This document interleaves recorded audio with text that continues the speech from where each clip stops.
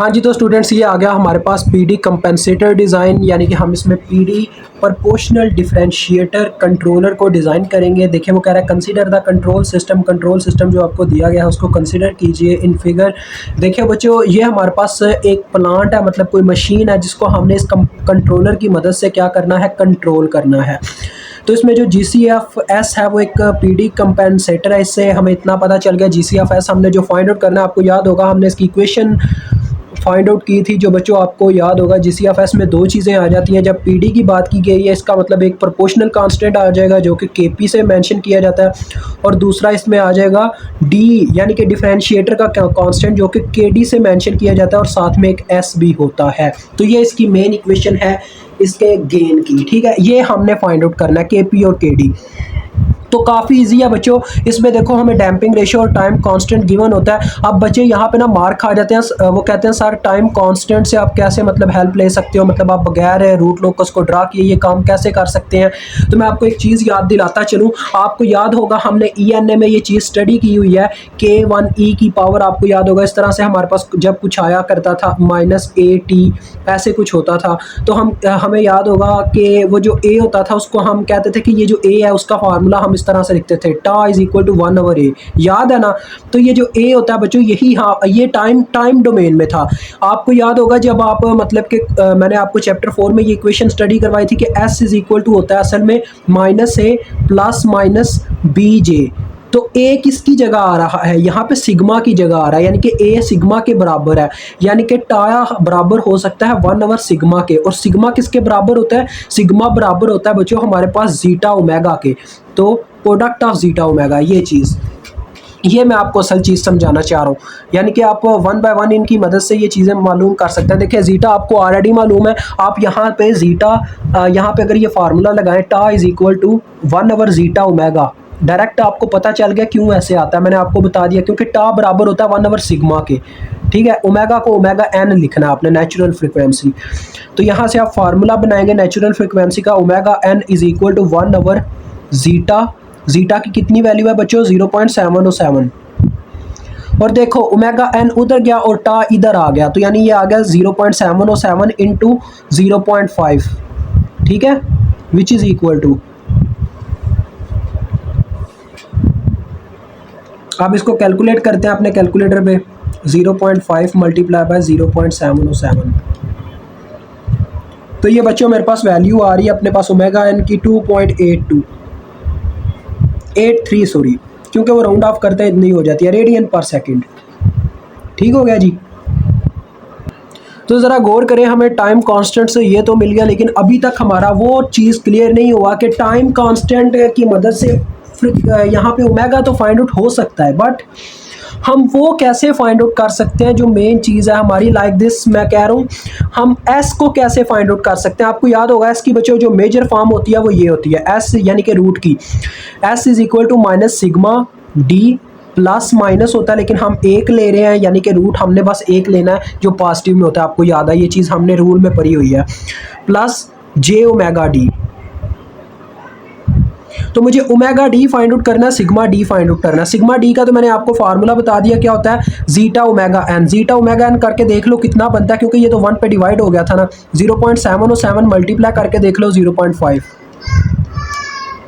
तो ये देखो बच्चों यहाँ पे सॉरी माजरत, ये मुझसे गलती हो रही है, जीटा ये एक साइड पे भी निकालना चाहिए हमें, उसकी रीज़न बताता हूँ। देखो सिग्मा D का फार्मूला होगा जीटा ओमेगा n, ठीक है जी, क्योंकि ये हमने पढ़ा हुआ है नेचुरल फ्रिक्वेंसी। तो देखो जीटा की वैल्यू है 0.707, और सिग्मा ये जो ओमेगा है इसकी वैल्यू ये है, ना कि ये 0.5 जो मैं गलती कर रहा हूँ कैलकुलेटर में पुटिंग के दौरान, और मुझे गलत आंसर मिल रहा है और मैं कह रहा हूँ पता नहीं क्यों गलत आ रहा है।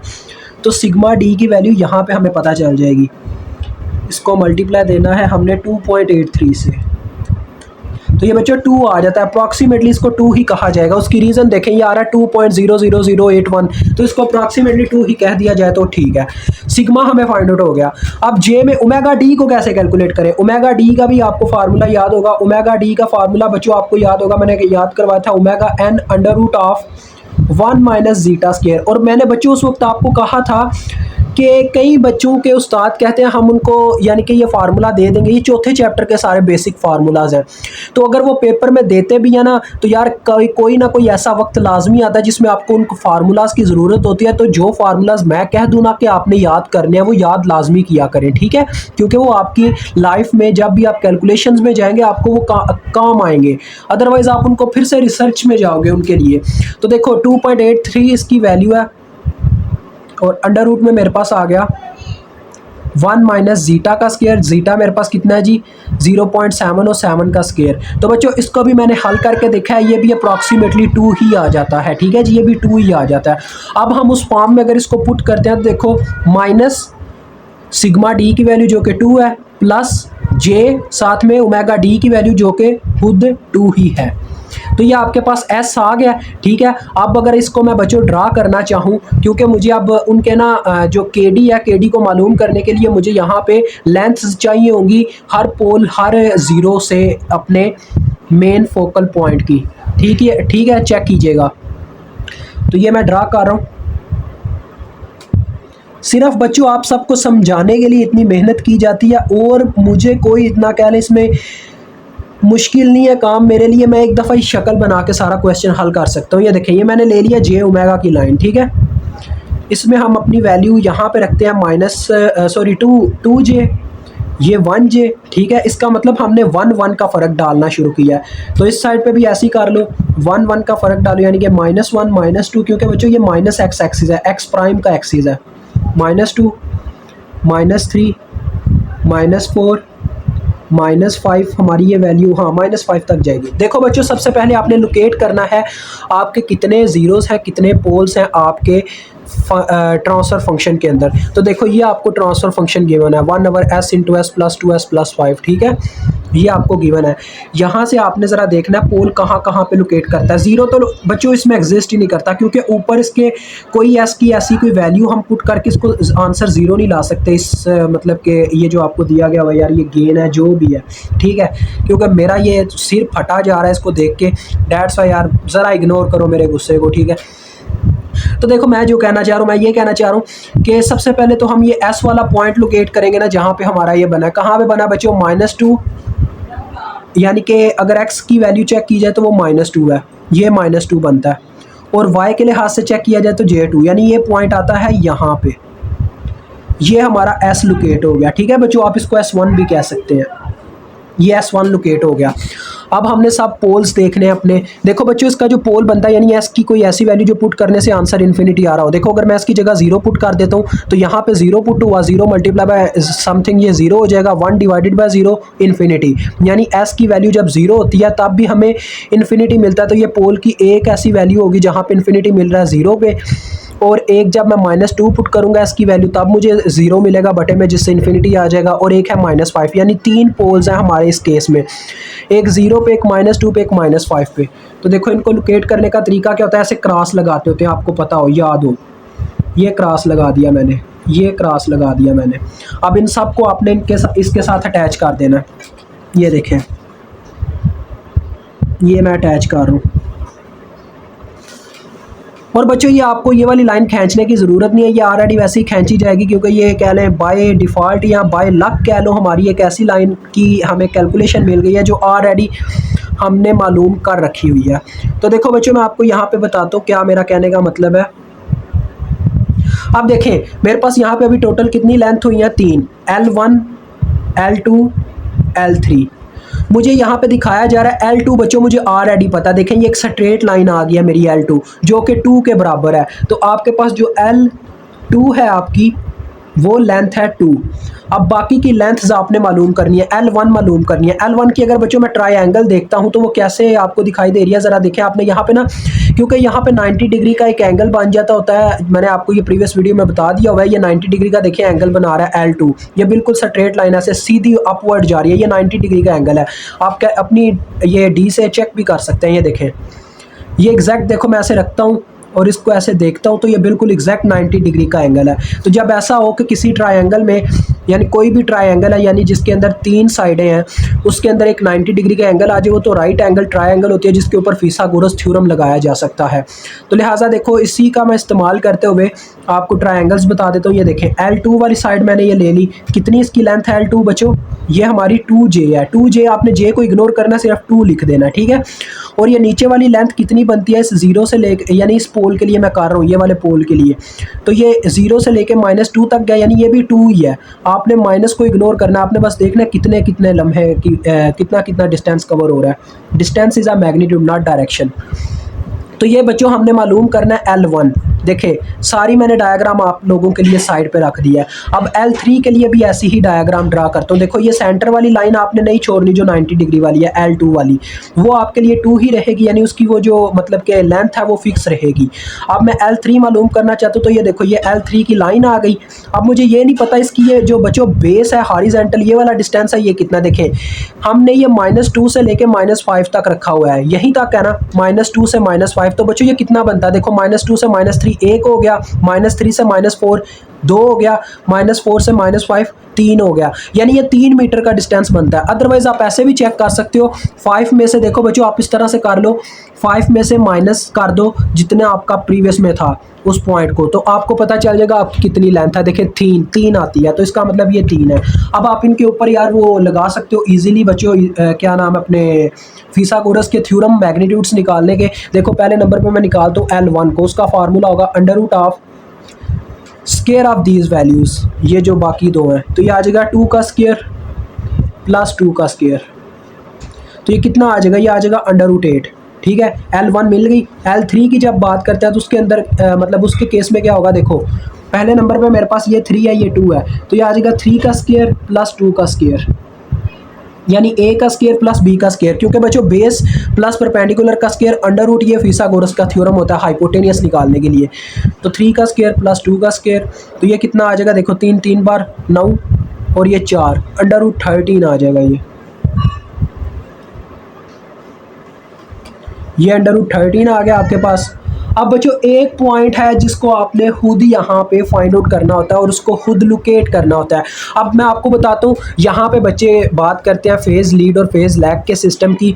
अब बच्चों यार फेज़ लैग और फेज़ लीड मैं आपको समझाता हूँ, असल में वो आप कंट्रोलर से तय करते हो। अब आपके पास जो कंट्रोलर आता है ना ये वाला, इसमें आप इस तरह से करते हो, थोड़ी सी इसमें जो मैंने आपको प्रीवियस में थ्रू स्क्रीन रिकॉर्डिंग दिखाई थी इसकी जो डेवलपमेंट होती है सिस्टम की, तो जिन बच्चों ने देखी हुई है उनको इस चीज़ का पता होगा। देखो बच्चों इसमें से मैं अगर ये जो दो सिस्टम है इसमें से KD कॉमन ले लूँ तो मेरे पास क्या आ जाएगा, देखो GC(S) = ये मेरे पास अभी मतलब की इक्वेशन है KP प्लस KDS। इन दोनों में से अगर मैं KD कॉमन लेता हूँ तो मेरे पास क्या आ गया, देखो KD कॉमन लिया तो मेरे पास आ गया KP के बटे में आ गया KD, और यहाँ पे इसके बटे में जब KD आया KD से कटा और सिर्फ S रह गया। ये हमारे पास इक्वेशन होती है जिसमें हम लेट कर देते होते हैं Z0 के बराबर है हमारा KP/KD। ठीक है, तो ये इक्वेशन फिर हमारे पास बन जाती होती है GC(S) = KD × S plus Z0। अब बच्चों इस पे ज़ीरो, इसमें मतलब कि हमारे इस कंट्रोलर में एक ज़ीरो एग्जिस्ट करता होता है। ठीक है, इसी Z0 की वैल्यू हमने क्या करनी होती है, कैलकुलेट करनी होती है। तो मेरी बात सुने, इस Z0 को आपको याद होगा हमने फेज़ लीड और फेज़ लैग कंट्रोलर में ये चीज़ स्टडी की थी कि अगर हमारा Z0 जो है वो ओरिजिन के ज़्यादा करीब है पोल की बनिस्बत, तो वो फेज़ लीड कंट्रोलर कहलाता है, और अगर उससे दूर है तो फेज़ लैग कहलाता है। ठीक है, ये अब हम पे डिपेंड करता होता है हम उसको कहाँ पे लोकेट करते हैं। ठीक है, लेकिन यहाँ पे हम इसको क्या करेंगे, ये जो आपके पास ये पॉइंट आया हुआ है ये -2 हुआ, हम लेट से बच्चों कहते हैं हमें Z0 का नहीं पता, कुछ भी हो सकता है वो, हम यहाँ कहीं पे रख लेते हैं उसको। मैं कह देता हूँ ये -Z0 पॉइंट है मेरे लिए। ठीक है, ये मैंने इसको लोकेट किया, ब्लैक बॉल पॉइंट से करना चाहूँगा ताकि आपको समझ आए मेरी बात की। देखो मुझे Z0 को कैलकुलेट करना है, उसके लिए मुझे क्या करना होगा, देखिए आपने करना वही है, मतलब आपने एक पॉइंट कहीं पे भी ले लेना है। आप चाहो तो यार ये -5 के करीब जाके ले लो, मसला नहीं है, -1 के करीब ले जाओ, मसला नहीं है। कैलकुलेट करने में फिर आपने उसका अंदाज़ा लगाना। देखें अब इस Z0 को इसके साथ मैं मिला दूंगा, ठीक है। PD कंट्रोलर में आपने क्या करना है बच्चों, आपका जो ज़ीरो होगा आपने ना उसको मतलब कि वो जो सेंट्रल पॉइंट जो आपने यानी कि आपका रूट आया हुआ है उससे बाद में रखना है, ठीक है। आपने उसको बनाना है फेज़ लैग या फेज़ लेट, जिस तरह से भी उसको बाद में रखना है पॉइंट में। PI में हम क्या करते हैं, इस पॉइंट को शुरू में रख लेते होते हैं। अब यह आपको वक्त के साथ साथ बता दूंगा इसकी कंडीशन। अभी आप यही समझे, आपने एक पॉइंट ले लेना, लेट कर लेना। अभी हम इसका डिस्टेंस नहीं पता ये कहाँ पे लोकेट हो रहा है, ठीक है। लेकिन अब ये हम पे या देखें, हम इसको बस मैच करके इसकी लेंथ का एक नेम रख देते हैं, L4 रख देते हैं। देखिए अभी तक सारी लेंथ आई है L4, हम एक और वेरिएबल हमने लेंथ ले ली, L4 का हमें पता नहीं है और हम पता लगा भी नहीं अभी सकते। कैसे, देखो बच्चों, अगर मैं इसकी ट्रायंगल ड्रा करता हूँ, ये देखो L2 और L4 से, L2 की लाजमी उसमें लाइन आएगी, ठीक है। L2 की मुझे वैल्यू पता है, वो कितनी है बच्चों, 2 है। ये देखें ये L2 और ये एक पॉइंट है ये जो ऐसे टेढ़ी लाइन आ रही है ये L4 वाली लाइन है, ठीक है। ऐसे कोई उस्ताद नहीं आपको समझा रहा होगा किसी लेक्चर में भी। तो ये L4 आपने मालूम करनी है, लेकिन आपको ये नहीं पता आपका ये हॉरिजॉन्टल डिस्टेंस कितना है, यानी -2 से -Z0 कितना दूर है, आपको ये नहीं चीज़ पता। आप ये कैसे पता करोगे, थ्रू एंगल्स की मदद से। देखें आपने ये चीज़ पढ़ी हुई है बच्चों, हमारा जो लास्ट टॉपिक था उसमें हमने ये चीज़ स्टडी की थी, 8वें चैप्टर के लास्ट टॉपिक में, sum of angle of zeros minus sum of angle of poles is equal to 180 degree. तो sum of angle of zeros minus sum of angle of poles is equal to 180 degree. ये आपने study किया होगा। अब मैं यहाँ पे Z0 का थीटा निकालूंगा बच्चों, जिसकी मदद से मैं क्या कर सकूँगा आगे, मतलब कि आपको समझाता हूँ मेरा क्या बेनिफिट होगा। अब सबसे पहले ना आपको ये थीटा फाइंड आउट करने में थोड़ा इशू होता है बच्चों को, मैं आपको बताता हूँ उस इशू को कैसे रिजॉल्व करना है। देखें मुझे ये थीटा कैलकुलेट करना है ना, ये वाला, ये आप ये वाले ओरिजिन से चेक करोगे, ठीक है। इसको मैं कह देता हूँ बच्चों θ1, ठीक हो गया। और उसके बाद ये जो आपका है, ये आपके सामने ये θ2 है, L2 वाली लेंथ का, ये हमारा θ2 है, ओके हो गया। ये इसके एंगल को मैं θ3 कह देता हूँ, इसके एंगल को हम θ4 कह देते हैं, जो हमने मालूम करना है L4 के लिए, ठीक है। θ4 अगर मालूम हो गया तो हम इजीली L4 को मालूम कर सकेंगे। आपको बताता हूँ उसकी बेसिक वजह क्या, क्यों θ4 हमें मालूम करना पड़ रहा है। वो उसकी लेंथ से एक तरह से बच्चों एग्जैक्ट उसके साथ मैच करता है, आपको रीज़न बता दूंगा, टेंशन नहीं है। तो ज़रा गौर कीजिएगा, मैं अब आपके सामने सब कुछ करने लगा, ज़रा गौर करना। मैं यहाँ पे क्या करता हूँ, सबसे पहले नंबर पे मैं यहाँ पे θZ0 की बात करूँ तो वो θ4 है। ज़ीरो वाला बच्चों, ज़ीरो का एंगल वो पूछ रहा है, ज़ीरो का एंगल कौन सा है, सिर्फ -Z0 हमारा ज़ीरो है। इसके अलावा यार सर्कल लगा दो, क्योंकि ज़ीरो हमारा एक, ज़ीरो को सर्कल से मेंशन करते हैं, ठीक है। तो ये θ4 है, आपने लिख देना कि θ4 तो हम जानते नहीं है, यही हम मालूम करने आए हुआ माइनस। अब इनके अंदर मैं सारे सम ऑफ एंगल ऑफ पोल्स की बात करूंगा। एक पहला पोल बच्चों, पहला पोल मेरे पास ये है जिसका थीटा मैंने मालूम करना है, और वो मैं कैसे मालूम कर सकता हूँ। इसको यार अभी ना आप स्किप करो, उसकी रीज़न बताता हूँ। उसकी रीज़न ये है, इसमें थोड़ा सा ना लॉजिक है जो आपको बताना पड़ेगा, मैं उसको अभी छोड़ता हूँ। θ2 की बात करता हूँ। θ2 का आपको एंगल पता है ना, ये तो 90 डिग्री है सीधा सीधा, तो ये आ गया इसका 90 डिग्री, ठीक है। उसके बाद θ3 की जहाँ बात करूँ, प्लस, क्योंकि सम ऑफ एंगल्स है, θ3 अगर मुझे मालूम करना हो बच्चों, एंगल को कैसे मालूम किया जा सकता है, किसी भी तरह से। देखो आपको ये तीन से 6 होते हैं ये trigonometric function, sine theta, cos theta, tan theta, लेकिन हम टैन थीटा का इस्तेमाल करते हैं ज़्यादातर। टैन थीटा होता क्या, परपेंडिकुलर अवर बेस। तो बच्चों यहाँ से अगर मैं थीटा निकालना चाहूँ, क्या फार्मूला बनेगा, theta is equal to tan inverse perpendicular over base, ठीक है, ये फार्मूला बनेगा। तो ज़रा देखें, L3 के केस में हमारा परपेंडिकुलर क्या था, L3 के केस में हमारे पास परपेंडिकुलर था अपना L2 कितना है बच्चों, परपेंडिकुलर हमारा 2 इसका वैल्यू है P, यानी कि इसके P के लिए आपने ये वाली डायग्राम से देखना है। देखो L3 के लिए आप यहाँ पे इसका ये एंगल θ3 निकालना चाह रहे हो यहाँ पे, ठीक है।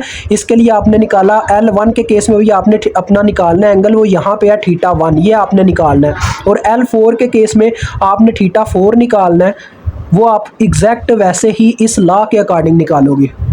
अब देखो मैं थीटा 3 यहाँ पे कैलकुलेट करने की कोशिश कर रहा हूँ, तो थीटा 3 के लिए ये परपेंडिकुलर है बच्चों और ये इसकी बेस है, तो फार्मूला क्या लगेगा, tangent inverse perpendicular over base यानी कि 2/3। ये मुझे मिल गया एंगल किसका, थीटा 3 का।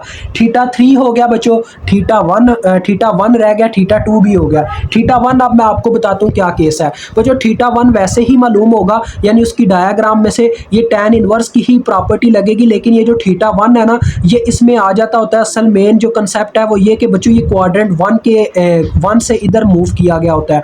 आपने जो 9.1 प्रॉब्लम समझी थी उसमें आपको याद होगा, जब मैंने वो जो लाइन खींची थी जीटा के लिए, वो भी इसी तरह की लाइन थी जिसको हमें ड्रा करने के लिए 180 डिग्री में से माइनस करना पड़ा था। वो एंगल जो जीटा का एंगल निकला था कॉस इनवर्स करने से थीटा निकला था, ठीक है। तो यहाँ पे भी वही प्रॉब्लम होता है। उस प्रॉब्लम से बचने के लिए हमें क्या करना होगा, इसके भी यहाँ पे ये करना होगा, जरा गौर कीजिएगा, प्लस इंटू 180 डिग्री माइनस, यानी जो एंगल आपका यहाँ पे होगा ना 0 डिग्री पे और यहाँ पे क्या एंगल बन रहा होगा वो आप हमेशा ऐसे निकालोगे, 180 डिग्री में से उसका tan इनवर्स माइनस कर दिया करोगे, tan इनवर्स की प्रॉपर्टी यानी उसका थीटा माइनस कर दिया करोगे। अब देखो tan इनवर्स क्या लगेगा, वही ये इसका परपेंडिकुलर, ये इसकी बेस यानी 2/2 आएगा। अभी भी नहीं समझ आया तो यार आप मुझसे व्हाट्सअप पे रब्ता करें, मैं आपको ये इजीली समझा दूंगा, क्योंकि यार मैंने काफ़ी ज़ोर दिया इस बात पे। अब अगर आपको समझ नहीं आ पा रहा तो आप बेसिक में ज़्यादा फिर कमज़ोर है, ठीक है। ये असल चीज़ बस ये जो प्रॉपर्टी लगी है ना, ये इसलिए लगी है क्योंकि बच्चों ये जो आपको ये जो एंगल नज़र आ रहा है ना, ये असल में ये मूव कर रहा है एंटी क्लॉकवाइज। एंगल्स मूव करते हैं क्लॉकवाइज, ठीक है। अब मेरी बात आपको समझ आएगी, थोड़ा और मीनिंग में गया हूँ मैं। एंगल्स मूव करते हैं क्लॉकवाइज डायरेक्शन में या एंटी क्लॉकवाइज डायरेक्शन में मूव करके आ रहा है। तो डेट्स वाई हमें यहाँ पे थोड़ा इसको ना यहाँ पे लाने के लिए क्या करना पड़ता है, 180 डिग्री में से ये माइनस करना पड़ता है, फिर ये एंगल यहाँ पे लाई करता है सेकंड क्वाड्रेंट में। इसी वजह से 180 डिग्री में से इसका एंगल माइनस किया तो ये सेकंड क्वाड्रेंट में आ गया, ठीक हो गया।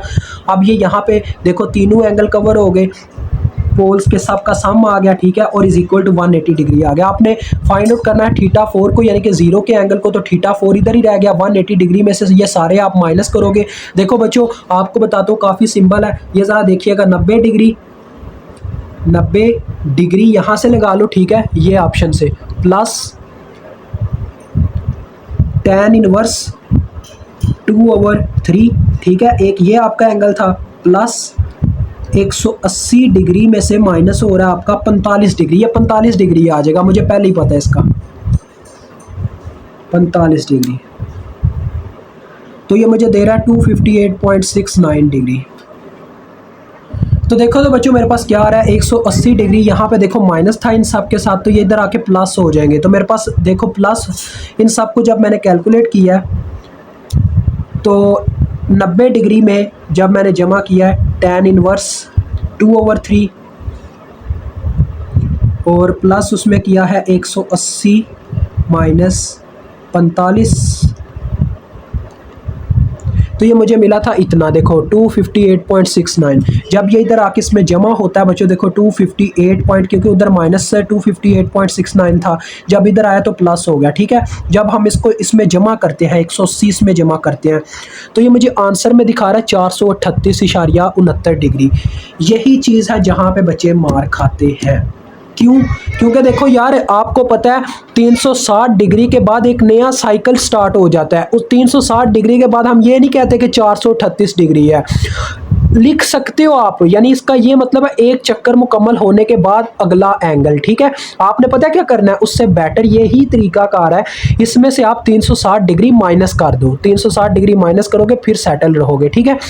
यानी जब आपके पास 360 डिग्री से ज़्यादा एंगल आ रहा हो ना पॉजिटिव में, तो आप उसमें से 360 डिग्री माइनस करके एग्जैक्ट एंगल फाइंड आउट कर सकते हो सिंपल फॉर्म में, जो कि आता है देखो 78.69 डिग्री, यहाँ पे ये लिख सकते हो आप कह सकते हो यार इस तरह से भी पॉसिबल है।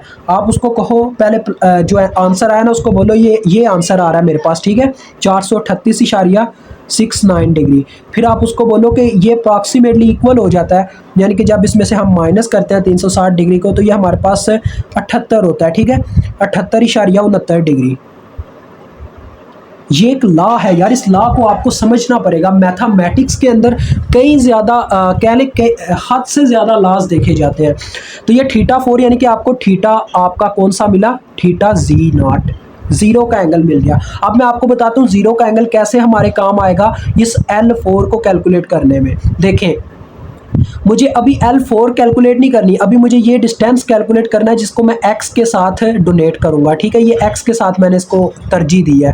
अब देखिए, इसको जब मैं कैलकुलेट करना चाहता हूँ क्या करता हूँ, मैं यहाँ पे साइन की प्रॉपर्टी लगा सकता हूँ। साइन नहीं, टैन की लगाऊं तो भी। देखो बच्चों, अगर मैं टैन इनवर्स लेता हूँ ना, मैंने आपको ये यहाँ पे बताता हूँ ये सारे क्या होते हैं। देखो, साइन थीटा का ये फार्मूला होता है हमारे पास, sine theta is equal to perpendicular over hypotenuse. ठीक है, और जो काज होता है वो होता है हमारे पास बेस ओवर हाइपोटेनियस। ठीक है, ये फार्मूलाज होते हैं। अब जरा गौर करें, अगर मैं यहाँ पे वो साइन लगाता हूँ, काज लगाता हूँ, तो इन दोनों के केस में क्या होगा, बार बार एक हमारे पास वैल्यू आएगी, वैलिड आएगी, दूसरी वेरिएबल आएगी। तो मैं क्या कर सकता हूँ, या तो बच्चों मैं यहाँ पे साइन अप्लाई कर सकता हूँ या मैं टैन अप्लाई कर सकता हूँ। आप क्या करें, टैन अप्लाई करें। आप बाकी फार्मूलाज को छोड़ दें, मैं आपके लिए ज़्यादा फार्मूलाज नहीं बनाता, बस टैन का फार्मूला याद रखें, परपेंडिकुलर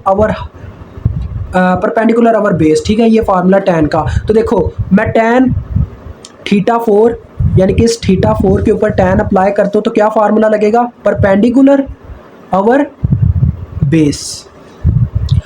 तो देखो हमारे पास क्या आ जाएगा, x और ये आपस में रिप्लेस हो जाएंगे क्योंकि x हमने फाइंड आउट करना है, और बटे में आ जाएगा 2 divided by tan of 78.69 degree. इसको कैलकुलेटर पे सॉल्व करो, कितना मिलता है, 2 divided by tan inverse, sorry tan है इस वक्त 78.69। ये क्या दे रहा है भाई, डिग्री भी लिख दें। तो ये बच्चों मुझे आंसर देता है 0.4। ठीक है, ये मुझे आंसर दे रहा है 0.4। आपके पास x की वैल्यू आ गई है 0.4। अब आपके पास x की वैल्यू तो 0.4 आई है, तो आप z0 को कैसे कैलकुलेट कर सकते हैं। देखें, z0 आपको ना असल में z0 की वैल्यू पता होनी चाहिए, यानी कि z0 का डिस्टेंस पता होना चाहिए इससे। तो बच्चों z0 का डिस्टेंस असल में क्या है, देखो z0 का डिस्टेंस ये है, पहले यानी ओरिजिन से आपने z0 का डिस्टेंस कैलकुलेट करना। देखें ज़रा, ओरिजिन 0 पे था, आपने इससे यहाँ तक का डिस्टेंस कैलकुलेट किया जो कि 0.4 है। अगर आप ओरिजिन से देखना चाहो तो यानी कि यहाँ से लेके यहाँ तक का डिस्टेंस अगर 2 है और 2 से लेकर z0 का डिस्टेंस 0.4 है, इसका मतलब z0 का जो टोटल डिस्टेंस होगा, z0 का टोटल डिस्टेंस वो क्या होगा, 2 प्लस इसका ये जो यहाँ पे सेंट्रल डिस्टेंस आया, यानी कि 2 प्लस ये वाला डिस्टेंस x, जो कि आ जाएगा 2.4। यानी कि आपका ये जो 0 है बच्चों, ये ओरिजिन से कितने फासले पर है, 2.4 वैल्यू पे, -2.4 समझो। लेकिन हमने पॉजिटिव में लिखना ना, वो इट डज नॉट मैटर। ठीक है, वो मैटर नहीं करता। अब आप इजीली यार इसकी L4 कैलकुलेट कर सकते हो। देखो L4 का क्या फार्मूला होगा बच्चों, ज़रा गौर करें। L4 का फार्मूला होगा √ऑफ, यहाँ पे x अभी 0.4 ही पुट होगा क्योंकि हमने L4 के लिए तो ये ट्रायंगल इस्तेमाल करनी है ना, ये जो छोटी सी है, ओवरऑल तो ना करते। तो ये आ जाएगा, देखो परपेंडिकुलर का स्केयर प्लस बेस का स्केयर। तो इसको कैलकुलेट कर ले, L4 जो ही मिली आप फिर KD को मालूम कर सकते हो इजीली यार। देखो तो गाइज ये मेरे पास कितना आता है, ये 4 आ जाएगा, और ये यार 0.4 का स्केयर कितना आता है। तो ये बच्चों मेरे पास आ रही है 2.04। माशाल्लाह, इसकी लेंथ तो वही आ रही है, क्या बात है। इत्तफाकन देखो यार, इत्तफाक देखो, L4 भी उतनी ही है। तो वक्त की क्या क्या बातें हैं, क्या क्या मांगे हैं, हम कुछ भी कह दें, ये तो वक्त ही हमें बताएगा कि हम कहाँ तक ठीक थे। ठीक है जी, तो देखो L4 आपको मिल गया। अब आप KD इजीली यार इजी हो जाओ, KD आप इजी होके मालूम कर सकते हो। सबसे पहले वो जो मैंने आपको उसकी वो एक फॉर्म दिखाई थी कि हमारे पास GC(S) किसके बराबर था, GC(S) बराबर था KD into S plus Z0। तो उससे पहले आप क्या कैलकुलेट कर लो, S प्लस Z0 आपको कैलकुलेट हो गया, KD मालूम कर लो। यहाँ पे बच्चों पता क्या होता है, KD और मतलब कि जब आप PD करोगे या PI करोगे, वहाँ पे जहाँ पे आपने पहले में KP का फार्मूला लगाया था ना, product of poles length divided by product of zeros length, वो फार्मूले यहाँ पे KD और KP के लिए, KI के लिए होते हैं। तो product of poles length divided by product of zeros length. तो देखो अब जीरोस लेंथ की जगह पुट होगा क्योंकि एक जीरो यहाँ पे अब एग्जिस्ट करता है, उसकी रीज़न है PD कंट्रोलर। तो यहाँ पे ज़रा गौर कीजिएगा, पोल्स लेंथ को हमने किस किस नाम से मेंशन किया। एक है L1 ये वाला पोल L1, दूसरी हमारा ये वाला पोल था L2, तीसरा पोल था हमारा L3 और जो ज़ीरो था वो एक ही था जिसका नाम था L4। अब इन वैल्यूज़ को पुट कर लें। अब बच्चों आपने पुट कर लेना अपने कैलकुलेटर पे, मैं डायरेक्ट इनको यार कैलकुलेटर पे पुट करके आंसर लिखने लगूँ। L1 की मेरे पास वैल्यू है, इनको मैं चले कैलकुलेट कर लिया और मैं इसको आपको एग्जैक्ट आंसर बताता हूँ क्या आता है।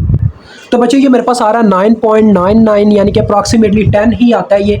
तो ये हमारे पास 10 आ गया KD आपका, ठीक है। KD मालूम हो गया तो अब आपके लिए कोई इतना मुश्किल काम नहीं है अपने KP को मालूम करना, क्योंकि आपने जैसा कि वहाँ पे पढ़ा हमने लेट किया था Z0 बराबर होता है हमारे पास KP ओवर KD के, ठीक है। यही फार्मूला था ना, तो लिहाजा आप यहीं से क्या कर सकते हो, KP को मालूम कर सकते हो। KP इज इक्वल टू आ जाएगा KD multiply by Z0। KD की कितनी वैल्यू है 10 और Z0 हमने अभी अभी मालूम किया था जो कि 2.04 है, तो ये आपके पास आ गया 20.4, ठीक है जी। अब आपको एग्जैक्ट आपकी इक्वेशन याद होगी GCFS की, जो कि आपके पास थी KP प्लस KDS। यहाँ पे ये वैल्यूज पुट कर दो और आपका क्वेश्चन डन होगा। KP की कितनी वैल्यू है 20.04 और दूसरी वैल्यू आपके पास KD की 10 है, तो ये आपके पास आता है बच्चों आपका रिजल्ट। मुझे उम्मीद है आप काफ़ी मुतासिर हुए होंगे हमारे लेक्चर से और वक्त के साथ साथ इसी तरह से सीखते रहेंगे जैसे हमने आपको सिखाया। तो ये थोड़ा सा मुझे लग रहा है मिस्टेक कर रहा हूँ मैं। ये 20 पॉइंट, ये क्या चक्कर चल रहा है यार। ये बच्चों यहाँ पे मिस्टेक हो रही है, ये देखें, सॉरी ये 2.4 है, मिस्टेक से बच गए हैं। ये 2.4 है हमारा, ये जो Z0 है ये मैं गलती कर रहा हूँ, 2.4 है, तो लिहाजा ये आता है 24 ना कि 20.4, 24, ठीक है, ये आता है। तो बाकी ठीक है यार, आपको बस समझाना था, समझा तो मैंने दिया। इतनी मिस्टेक होती रहती है और ये इग्नोर करते हैं उस्ताद, टेंशन ना ले, ये पेपर में इग्नोर हो जाती हैं। जो एक अच्छे से अच्छा उस्ताद होगा वो ऐसी जो होती है कैलकुलेशंस उनको इग्नोर करते हैं, वो मेन बच्चे का मेथड देखते हैं। तो अभी मुझे इजाज़त दें, खुदा हाफिज़।